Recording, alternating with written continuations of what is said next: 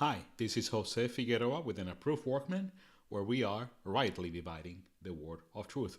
Welcome to another week of Bible study. I am glad that you're here as we open up God's Word one more time.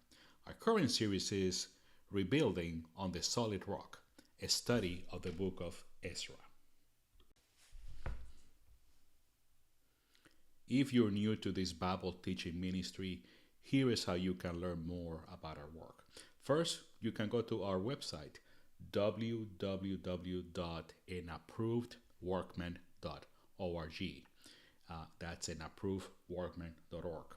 On the website, you can learn more about the purpose of this ministry, our approach to Bible study, and also review our statement of faith. You can listen to previous episodes of our current series or any episodes from the many series we have done previously on the podcast. You can also subscribe to the podcast, which is available on Apple Podcasts, Google Podcasts, or Amazon Music, as well as other podcast directories. If you are on social media, you can connect with an approved workman there as well. I'm on Instagram at an approved workman. Our Facebook page is facebook.com/anapprovedworkman215, and we're also on Pinterest, pinterest.com/anapprovedworkman. Finally, if you want to listen or take this lesson in video format, you can subscribe to our video channels on either YouTube or Rumble, and then you won't miss any upcoming episodes. Today, we're lesson number 3 in the series, Rebuilding on the Solid Rock, from the book of Ezra. This is volume 1 of our series, After the Exile, a study of Ezra-Nehemiah and Esther. The lesson for today is titled, The Restoration of Worship, Part 1. Our focus passage is Ezra 3, verses 1 through 7. So please find your way in your Bible to that passage. In this chapter, we see Zerubbabel and Jeshua leading the effort to rebuild the altar and the temple.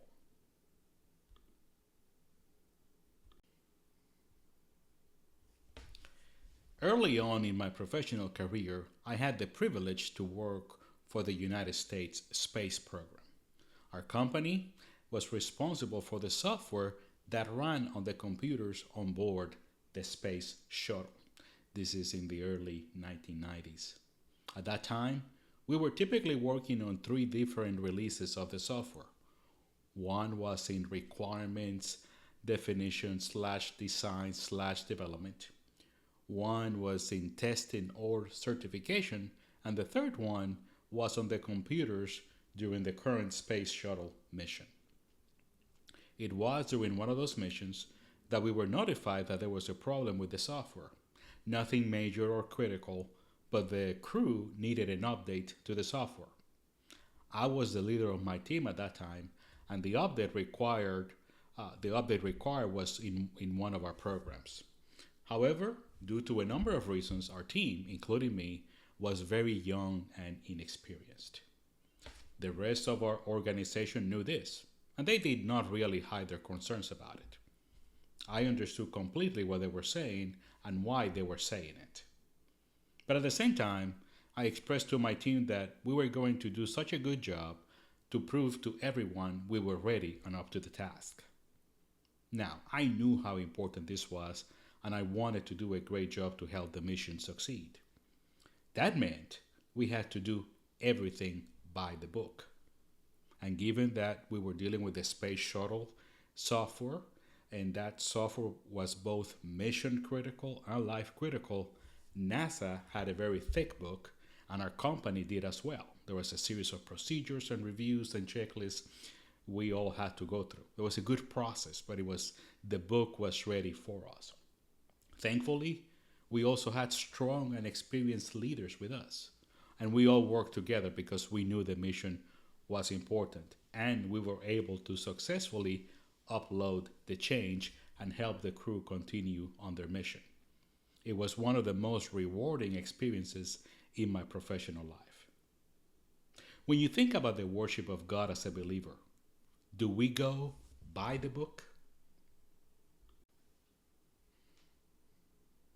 In our previous episode, we concluded our study of Ezra chapters 1 and 2, a divine stirring. In those two chapters, the author took us back to the initial stages of the Jewish exiles' return to Jerusalem, while Cyrus led the Medo-Persian Empire. We saw how Cyrus, stirred up in his spirit by the Lord, declared the release of the Jewish exiles and gave them a purpose: go back to Jerusalem and rebuild the temple destroyed by the Babylonians. Yahweh also stirred up the faithful remnant of his people to leave a comfortable situation, engage in a difficult journey to return, and also take on the great task of rebuilding the temple. All of this happened according to God's perfect timing. He was the initiator. He was the sovereign Lord, moving in the hearts of everyone, orchestrating what needed to happen. We should remember that God always stirs up the hearts of men and women to join him in accomplishing his plans and purposes. So let's review the principles and applications from our first two chapters in the book of Ezra. Our first division was called a divine steering to release, Ezra 1 verses 1 through 4. Our principle: God is sovereign over the hearts of human leaders. God is sovereign over the hearts of human leaders. As a way of application questions, we said, how do I need to see God move in the hearts of my leaders? How am I praying for my leaders? Our second division was a divine steering to return, verses 5 through 11 of chapter 1. Our principle: God stirs up the hearts of people committed to him. God stirs up the hearts of people committed to him. As a way of application questions, we ask, how is God steering me up to join him in his plans for his kingdom? And how am I giving myself to him? Finally, our third division was the entirety of chapter 2, a divine steering to rebuild. Our principle: God moves in the hearts of his people so they fully commit to his work. God moves in the hearts of his people so they fully commit to his work. Our application: how is God steering up my spirit towards doing his kingdom work? If you missed our previous episode, I encourage you to listen to the podcast or catch up by watching the video version of that lesson. In today's lesson, again, we're beginning our study of Ezra chapter 3. In this chapter, the author chronicles the events that occurred in the first couple of years after that first wave of exiles returned from Babylon. The book of Ezra covers multiple stages of that return, and for that reason, it is always good to keep the chronological context in front of us. To that end, let's hear from Dr. Mervyn Brenneman as he provides us with the setting for the events in this chapter. Quote, lacking a reference to a specific year, chapter 3 verses 1 through 7 gives the impression that these events followed immediately after chapters 1 and 2 and occurred in the first year of the return. Thus, in the 7th month, or about 6 months after the exiles' arrival in Jerusalem, they built the altar. Then, another 7 months later, according to chapter 3 verse 8, they laid the foundations of the temple. The events of chapter 3 verses 1 through 6, the construction of the altar and the beginning of worship probably occurred in 538 BC, end quote. And again, that's a quote from the Ezra-Nehemiah-Esther New American Commentary by Dr. Mervyn Brenneman.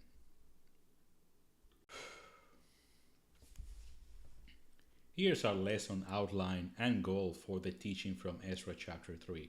We're calling this lesson the restoration of worship. We have two divisions. First, the proper way of worship, verses 1 through 7, and then the proper place for worship, verses 8 through 13. Our goal for the teaching from Ezra 3 is this: to encourage believers to remember that the Lord must be worshipped in spirit and in truth.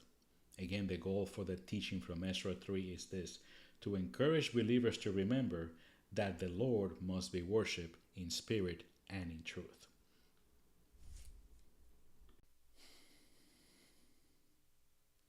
In today's lesson, we will focus only on our first division from Ezra-3, the proper way of worship, verses 1 through 7.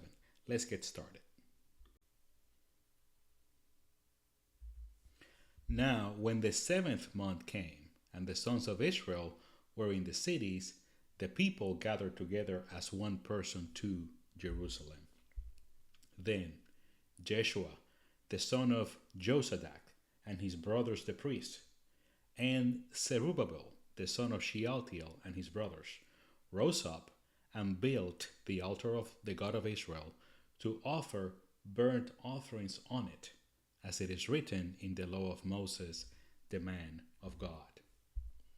So they set up the altar on its foundation, because they were terrified of the peoples of the lands, and they offered burnt offerings on it to the Lord, burnt offerings morning and evening.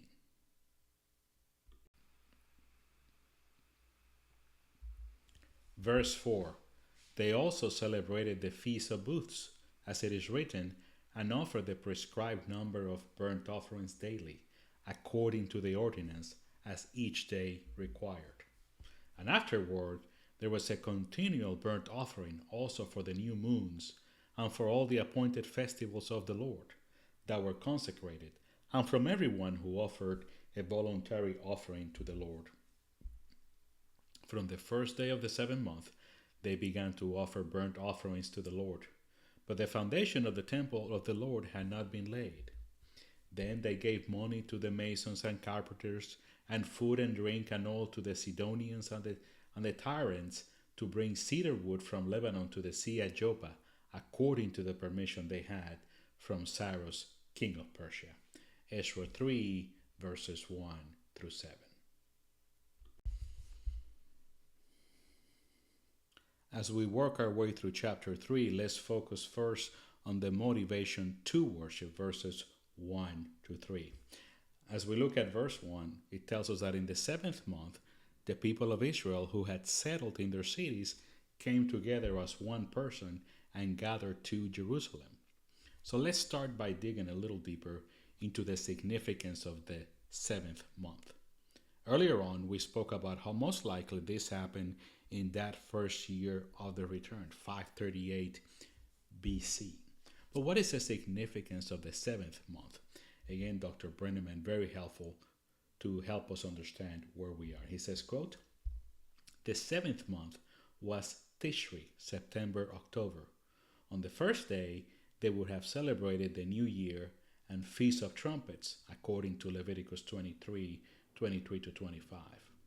On the 10th day was the Day of Atonement, although this is not mentioned here, perhaps because there was not yet a sanctuary, reference Leviticus 16. From the 15th until the 21st, they celebrated the Feast of Tabernacles. This feast was a time of great rejoicing, consequently an appropriate focus in the author's narrative. It was also in the 7th month at Tabernacles that Solomon had gathered the people together to dedicate the first temple. See 1 Kings 8 and verse 2.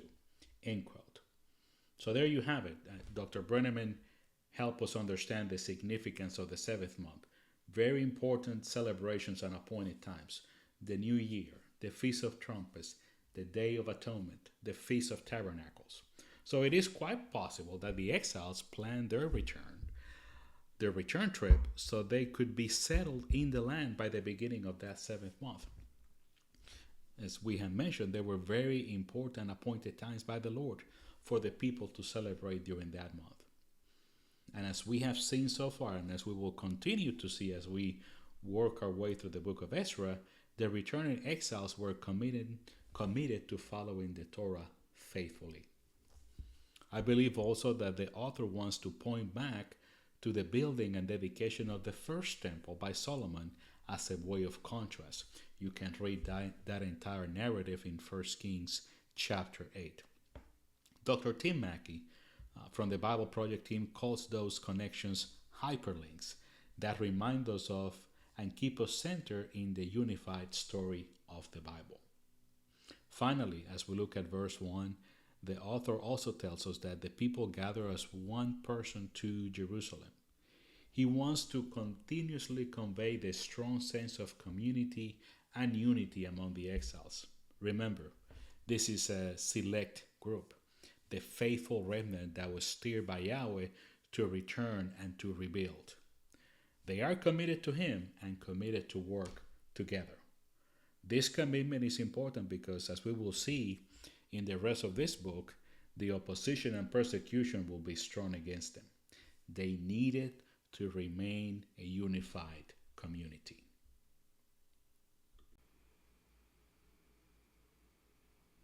Moving ahead to verse 2, the author begins to put his focus on the leaders of the people. He starts first with Joshua, the son of Josadak. This Joshua was the high priest. He then tells us that Joshua rose up along with his fellow priests. So who is he? His name means Yahweh saves, and he's a descendant of Zadok, the high priest under David and Solomon. Look at 1 Chronicles 6, 12 through 15. Let's get some additional details on Joshua from the Anchor Yale Bible Dictionary. Quote, the leading priest in the early Second Temple period, especially 520 to 515 BC, who supervised the building of the temple and the re-establishment of religious and political life in Judah after the exile. He was the father of Joachim. Jeshua, son of Jehozadak, is named Joshua in Haggai and Zechariah, and Jeshua in Ezra-Nehemiah. According to Haggai, he was instrumental in building the Second Temple, 516 BC. Ezra-Nehemiah and the parallels in 1 Esdras portray Jeshua as one of the leaders of the return from exile and attribute to him an important role in building the altar, restoring cultic practices, and initiating the building of the temple. End quote. And again, this is an entry in the Anchor Yale Bible Dictionary by Tamara Eskenazi on Jeshua, the son of Josadak. And as the focus on this chapter is the proper restoration of worship, Jeshua and his fellow priests were listed first, but they were not alone. They were joined by Zerubbabel, the son of Shealtiel, and his brothers. These are the civilian leaders of the people. So, who is Zerubbabel? His name means offspring of Babylon. So he was born in Babylon. He provides continuity for the line of David until Messiah again occupies the throne. In addition, quote, Zerubbabel, son of Shealtiel, also known as Zorobabel, was the governor of Judah following the Babylonian exile, and he rebuilt the temple in Jerusalem around 516 BC, according to Zechariah 4, 6 through 10. Zerubbabel is identified as a descendant of David, grandson of King Jehoiachin, and listed in Matthew and Luke's genealogies of Jesus. End quote. So this is an entry on Zerubbabel from the Lexham Bible Dictionary by David B. Schreiner. So as the focus of this chapter again is on the proper restoration of worship, we saw Joshua and the priest listed first, but then you have the civilian leaders, the man who is in the Davidic line. Again, there is no king in Israel at this time. They are servants of the Medo-Persians, but it is important that it is this man who is in the line of David who rises up as the civilian leader of the people. So, the people are gathered to Jerusalem under the influence of the religious and civilian leaders. Why are they here? Why did they rise up? With one accord, they were ready to build the altar of the God of Israel so they could offer the required burnt offerings as it was written in the law of Moses, the man of God. In his commentary on Ezra-Nehemiah-Esther, Dr. J. Vernon McGee speaks on this commitment to the Torah, to the law of Moses. He says, quote, when they found what was written, there was no controversy or difference of opinion. They not only returned to the land, they also returned to the law of Moses. The Bible was their authority. Therefore, neither the ideas nor the opinions of individuals entered into their decisions. Things were not done for the sake of expediency. The scriptures are all sufficient and contain all the instruction that is needed for the guidance of those who will be faithful to God in any particular period of church history. End quote. So that's where the people wanted to start.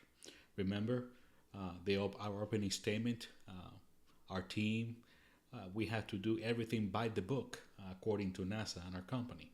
So these people also wanted to do things by the book. The instructions for the building of this altar for burnt offerings can be found in Exodus 27, 1 through 8. So that's probably where they went to figure out how to properly build this altar.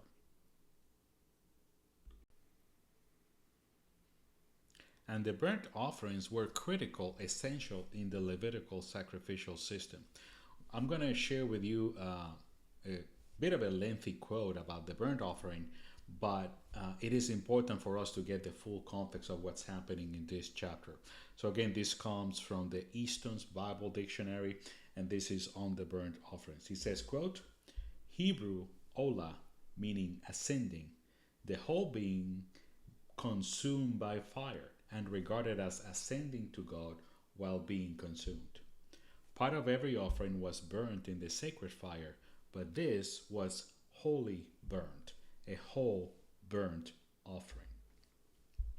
It was the most frequent form of sacrifice, and apparently the only one mentioned in the book of Genesis. Such were the sacrifices offered by Abel, Genesis 4, 3 and 4, here called mina or gift, Noah, Genesis 8:20, Abraham in Genesis 22 verse 2, 7, 8 and 13, and by the Hebrews in Egypt, Exodus 10:25.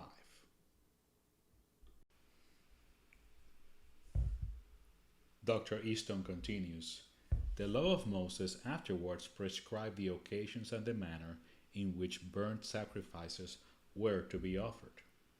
There were the continual burnt offering, the burnt offering of every Sabbath, which was double the daily one, the burnt offering of every month, the offerings at the Passover, at Pentecost, the Feast of Trumpets, and on the Day of Atonement.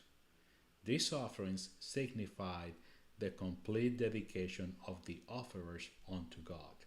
This is referred to also in Romans 12, verse 1. End quote. So as you can see from this very useful insight from the Easton's Bible Dictionary, the burnt offerings were integral to the worship of Yahweh as prescribed in the Torah. And the burnt offerings also represented wholehearted commitment to the Lord by the offerer. And that's again the priority of the people of the exiles. Commitment to the proper worship of Yahweh and full commitment to Him. Complete devotion and dedication to Him. This is where all starts for the person who truly wants to follow Yahweh.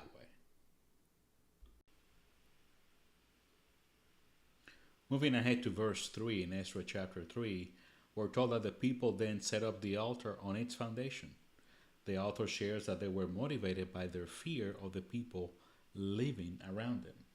Why were they so afraid? Well, remember that this is a small number of exiles that have returned, around 50,000. Furthermore, they have not returned as an independent, powerful group. They are subjects of Cyrus and Medo-Persian. They have no king and no army to fight their battles. And 70 years is a long time. Things change. Besides, there was no indication that the people surrounding them had any allegiance to them or to their God. In other words, even though they're back in the land, they are in hostile territory to a very real extent. In his Bible commentary, Dr. John MacArthur speaks on this situation. He says, quote, the settlers who had come to occupy the land during the 70 years of Israel's absence were deportees brought in from other countries by the Assyrians, and Babylonians. These inhabitants saw the Jews as a threat and quickly wanted to undermine their allegiance to God. End quote. Therefore, the people knew they needed Yahweh's favor and protection, and that all started with the proper worship being restored. It is not unlike us today. Trials and tribulations force us to draw closer to the Lord. Our prayers are more frequent and intense. Our worship is deeper, purer. Our lives move further in the direction of holiness and righteousness. So, the people offer burnt offerings on the altar to the Lord, the prescribed burnt offerings in the morning and in the evening. Again, notice this commitment to the Torah in their worship. This group is all in. Now that we have looked at the motivation to worship, let's look at the commitment to worship, verses 4 through 7 of Ezra 3. In verses 4 and 5, the author tells us that the people also celebrated the Feast of Booths or Tabernacles, as it was written in the Torah, and offered the prescribed daily burnt offerings for this feast. Afterwards, they continue offering the required daily burnt offerings and also offerings for the new moons and all the appointed festivals. So what I want to highlight here is that it was not just a one-time event after they built the altar of burnt offerings. This was not a one-time event. Okay, we're back, we did it one time, we're done. No. The Torah required daily offerings and offerings at specific times, the appointed times of the Lord. So these people, again, are committed to doing this by the book this time. Remember, what got them in trouble and sent them into exile was their spiritual adultery on Yahweh, on the Lord, going after other gods, not following the prescribed commitments and written instructions in the Torah. So now they're back. And for them, the lessons from the exile are clear and unmistakable. Allegiance to Yahweh and Him alone, and obedience to the Torah are their highest priority. Notice also that not only were they obeying the Torah with their words and actions, but also with their pockets. Sometimes you can talk a good game and say, I love the Lord, I worship, but they were putting their pockets also on the line. It says the resources for the sacrifices came from those who offered a voluntary offering to the Lord. So you also had the required offerings, but also as individuals, you could bring an individual offering, a free will offering, voluntary. So they were doing that too. So in his commentary on Ezra-Nehemiah, Dr. Derek Kidner speaks of how carefully the exiles began this new stage of their lives. He says, quote, "So the system of offerings and festivals was set in motion, beginning on the day which ushered in the 7th month, with trumpets, the month which was the climax of the Jewish year. It was a worthy start to the new era. It had the backing of the whole people, who gathered as one man to Jerusalem, and whose leading family, that of Zerubbabel, joined with the priests in setting up the altar." End quote. Again, it's a beautiful picture of their wholehearted commitment to the law of Moses, to the Torah, and to the Lord Himself. Moving ahead to verse 6 in Ezra 3, from the first day of the 7th month they began to offer burnt offerings to Yahweh. However, the foundation of the temple had not yet been laid. In verse 7, we're told that became their next priority. The leaders gave money to the masons or carpenters to do the work required to lay the foundation of the temple and finish rebuilding it. In addition, they worked out deals with the Sidonians and the Tyrians to bring cedar wood from Lebanon to Joppa in exchange for food, drink, and oil. They did this in accordance with Cyrus' edict. Remember, he told the people around them they were supposed to help the Jews in this project. This is another hyperlink. This agreement they have with the people from Tyre and Sidon, this is another hyperlink to the building of the first temple. Solomon also worked out a deal with Hiram, king of Tyre, to bring the necessary wood from Lebanon to build that temple. You can look at that accord in 1 Kings chapter 5, verses 1 through 12. So, the stage is set, but it all started with a commitment to worship the Lord in the right way from the heart. In his Bible commentary, Dr. Tony Evans speaks on this commitment. He says, quote, "Because it was the Jews' failure to worship the Lord and serve him only that had led to the destruction of the temple and the Babylonian exile, the returnees knew that the temple had to have priority. And even before it was rebuilt, the altar itself was. These returnees wanted to make sure they were faithful to the Mosaic covenant and its requirements so that they might worship God rightly, unlike their ancestors." End quote. This brings us to the end of our first division of Ezra chapter 3, the proper way of worship. What's our principle? Proper worship of the Lord requires a wholehearted commitment.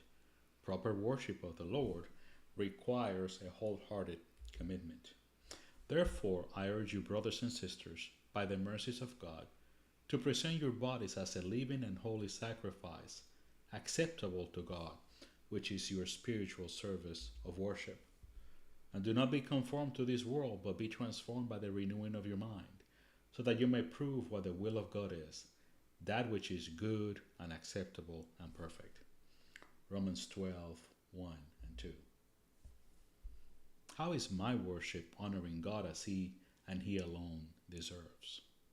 How are my worship practices influencing my relationship with Him? This concludes part 1 of our teaching from Ezra chapter 3. Thank you for being here today. Next time, we will focus on our second division, the proper place for worship, verses 8 through 13. Until then, this is Jose Figueroa for an approved workman, where we are rightly dividing the word of truth. May God richly bless you.